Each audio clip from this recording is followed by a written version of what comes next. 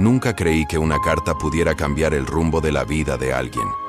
Parecía cosa de libro o de película antigua. Pero aquella tarde, cuando encontré el sobre envejecido en mi buzón, entre cuentas vencidas y folletos de supermercado, el mundo se detuvo. El remitente era de ella. 20 años después de nuestro último abrazo, si es que eso puede llamarse abrazo, una carta de Johanna con mi nombre escrito a mano y la misma forma torcida que tenía de dibujar la letra J en minus. Ese momento, mis manos temblaron como si fuera invierno, aunque el sol aún quemaba el asfalto. Volví a entrar en casa sin abrirla. Puse el sobre la mesa, al lado de la taza de café frío, y me senté. Me quedé allí, mirándolo como quien se enfrenta a un fantasma. Y, de cierta manera, lo era. Johanna había desaparecido de mi vida una mañana de martes, después de un silencio que duró meses. Ninguna explicación, ninguna nota. Solo una llamada telefónica 3 semanas después diciendo: No podía quedarme, perdóname. Recuerdo hasta hoy el olor de ella en la camisa que quedó colgada en la puerta del armario durante semanas. Y la forma en que los vecinos me miraban, con esa pena silenciosa que se da a quien fue dejado y no entendió por qué. Tenía 22 años cuando ella se fue, y pasé los 20 siguientes intentando no recordarlo todos los días. No siempre lo logré. Johanna era esa historia que uno escribe con lápiz e intenta borrar con rabia, pero el papel siempre guarda la marca. Tardé 2 días en abrir la carta, no porque no quisiera saber, sino porque tenía miedo de descubrir que la respuesta a todo era aún más dolorosa que la ausencia. Al segundo día, me senté en la terraza con un vino barato y la carta en el regazo. La rasgué con cuidado. El Seiwa. Papel tenía manchas amarillentas en los bordes, como si hubiera enfrentado lluvia, sol y tiempo, mucho tiempo. La caligrafía era de ella, más pequeña de lo que recordaba, más contenida, tal vez más triste. Si estás leyendo esto, es porque la vida hizo un favor que yo no tuve el coraje de pedir. Así comenzaba la carta, y ya en las primeras líneas, entendí. Johanna no esperaba que la perdonara, ni que entendiera. Solo quería, de algún modo, que yo supiera. Contaba sobre el diagnóstico del padre, la madre que enfermó poco después, el hermano pequeño que tuvo que cuidar sola. Decía que pensaba que tenía tiempo, que iba a volver, pero la vida la fue arrastrando hacia un remolino, donde cada día parecía más difícil salir. Ella decía que escribía esa carta con la esperanza de que un cartero distraído la perdiera por años, que el tiempo suavizara las palabras, que yo ya lo hubiera superado, pero que si, por algún acaso, un día aún le importaba, quería que yo supiera esto. No fuiste dejado, fuiste guardado, como una vida paralela que visitaba cada noche antes de dormir. Cerré los ojos allí mismo en la terraza. La carta en el regazo, las palabras de ella aún resonando dentro de mí, y todo volvió. La forma en que se reía con vergüenza, el miedo que tenía a las películas de terror, la manera en que soñaba, en grande y luego se reía de su propio exceso. Pero también volvió el dolor, la herida que nunca cicatrizó completamente. Johanna me había amado, sí, solo que en el momento equivocado, y con demasiado peso sobre los hombros. Después de terminar la carta, pasé horas en silencio, y el silencio decía más que cualquier pensamiento que intentara formar. El mundo seguía afuera, con bocinas, perros ladrando, gente yendo y viniendo. Pero dentro de mí, todo se detuvo. Necesitaba entender qué significaba esa carta, si era solo una petición de perdón o una invitación. Al final de la carta, una última frase, escrita con otra pluma, tal vez en otro día. Si algún día aún sientes que vale la pena saber, estoy en el mismo lugar, solo que ahora lista para explicar todo, con calma y con tiempo. Y allí, con 42 años y los ojos mojados, me di cuenta. Tal vez algunas historias no terminan, solo quedan guardadas, esperando el momento adecuado para volver. En los días que siguieron, llevé la carta conmigo a todas partes. guardada dentro de un libro de tapa negra, entre las páginas 86 y 87. Como si al dejarla allí, pudiera contener todo lo que sentía. Pero no podía. Era como si, al releer esas palabras, abriera un cajón cerrado hace 2 décadas, y de allí salieran recuerdos, dolores, olores y silencios que pensé haber enterrado. Más de una vez tomé el coche. Recorrí kilómetros sin destino, solo escuchando las canciones antiguas que sonaban cuando Joanna y yo compartíamos los mismos auriculares.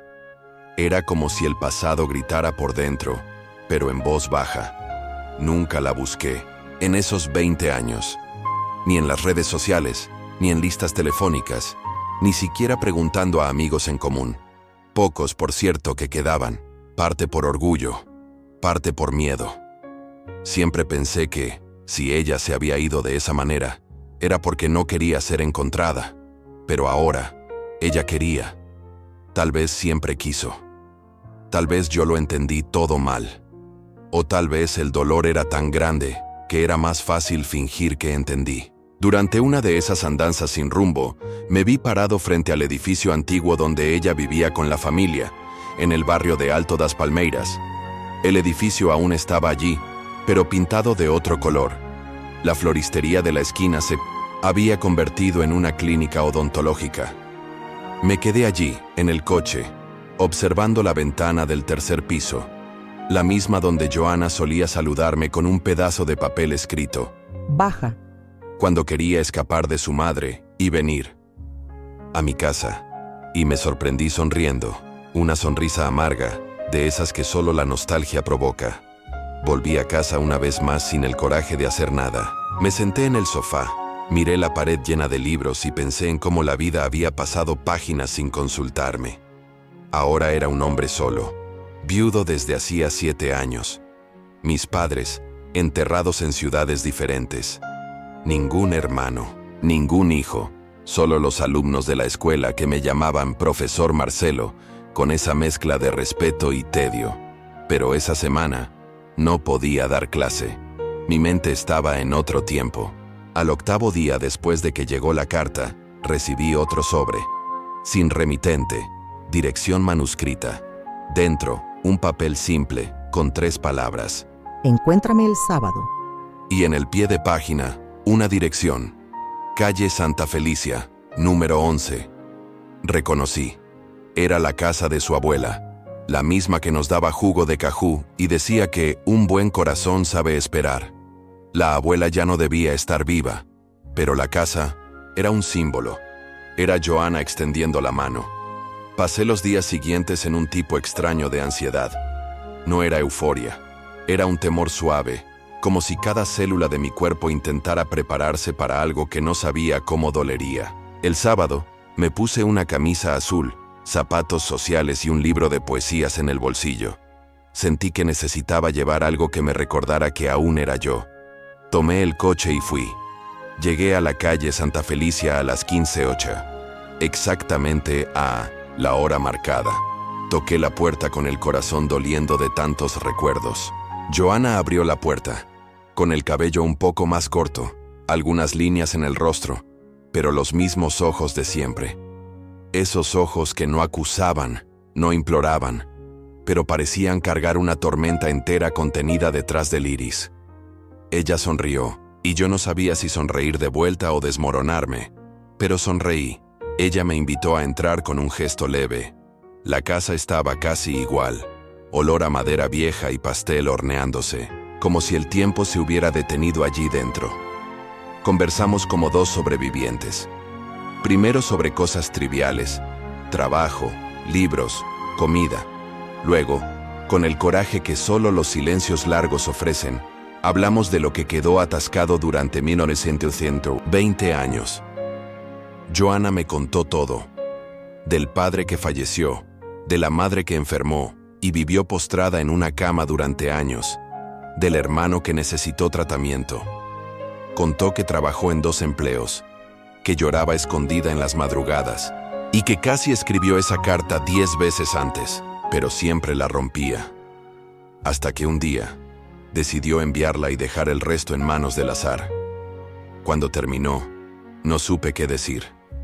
Entonces hice lo único que me quedaba. Extendí la mano y toqué la suya. Por primera vez en 2 décadas, Joanna no estaba huyendo. Estaba allí, firme, humana, herida, como yo, pero viva. Y por primera vez desde que recibí aquella carta, entendí que aquello no se trataba de volver al pasado. Se trataba de continuar. Con la verdad entre nosotros, ahora sin fantasmas. Quisiera decir que allí, en aquella sala con olor a pastel y madera antigua, mi corazón aceptó todo de forma plena. Pero no sería verdad. Una parte de mí aún luchaba. Había algo demasiado duro para disolverse en una sola tarde. 20 años de ausencia pesan. El dolor que no se explicó a tiempo crea raíces extrañas. Se mezcla con el orgullo, con la autoprotección, con el miedo de volver a herirse. Joanna hablaba con sinceridad, con los ojos húmedos, las manos entrelazadas como si quisieran detener el tiempo. Pero dentro de mí, una pregunta susurraba: ¿y si esto es solo otra despedida disfrazada? Ella lo notó. No sé si fue mi silencio, mi mirada demasiado fija en el suelo o la forma en que no me acercaba más de un paso. Entonces dijo, con voz baja casi en un suspiro: No vine a borrar lo que pasó, solo a arreglar lo que quedó. Fue entonces cuando entendí. Joanna no quería retomar desde donde paramos. Quería empezar desde donde estábamos. 2 personas distintas, con cicatrices visibles y un pasado que, ahora, tenía nombre, peso y una historia contada. Nada de cuentos, de hadas. Solo la oportunidad real de no dejar que la última memoria fuera la ausencia.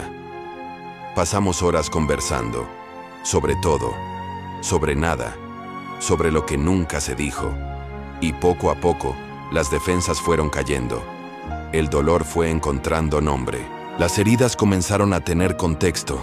Joanna lloró al hablar del día en que pensó en llamarme y se arrepintió. Yo lloré al contar sobre el entierro de mi esposa y cómo deseé, en un impulso absurdo, que Joanna lo supiera, sin saber por qué.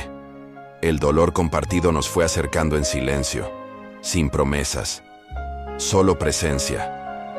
Antes de irse esa noche, me entregó un sobre pequeño.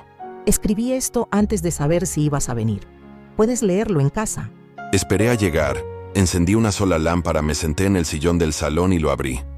Era un poema, simple, directo, casi crudo. Te guardé entre los cajones que nadie abre. Te busqué en el ruido del viento y en el polvo de los libros. Te pedí perdón todos los días, pero recién ahora aprendí a decirlo en voz alta. En los días que siguieron comenzamos a vernos con calma.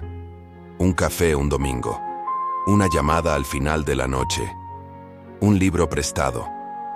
Poco a poco, la memoria de lo que fuimos dio espacio a lo que podíamos ser. Sin el peso de la juventud, sin la urgencia de la prisa, solo el deseo de compartir. Yo, con mi vida marcada por silencios. Ella, con los ojos cansados, pero llenos de ganas de quedarse. Un mes después, volvimos a la casa de su abuela. Ella llevó un florero con flores nuevas. Yo llevé un pedazo de pan dulce que mi madre solía hacer. Nos sentamos en la terraza y escuchamos el sonido del barrio, de los niños jugando, del tiempo pasando sin apuro. Por primera vez en muchos años, sentí paz. Y esa paz no vino de la certeza de un amor recuperado, sino del perdón. De ambos lados. Por todo lo que fuimos, por todo lo que no pudimos ser. Y por estar allí, vivos, después de todo. Porque a veces, lo que parece una historia interrumpida es en realidad solo una historia esperando el momento justo para continuar. Y en aquel atardecer, con Joanna a mi lado entendí. El tiempo puede llevarse todo, menos lo que queda en silencio, dentro de uno, esperando una carta, 20 años después. ¿Y tú? ¿Habrías leído la carta? ¿Habrías ido a la casa? ¿O guardarías el dolor, como quien guarda un secreto que solo duele cuando se dice?